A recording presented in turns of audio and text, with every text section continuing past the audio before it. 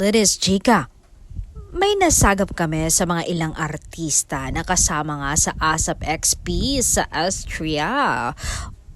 At may chika sila sa Don Bell. Kakakilig ito ng mga Don Bell fans. Eto nga, ang Don Bell raw ay totoong nagmamahalan. Nasaksihan daw nila ngayon na nasa Sydney, Austria sila.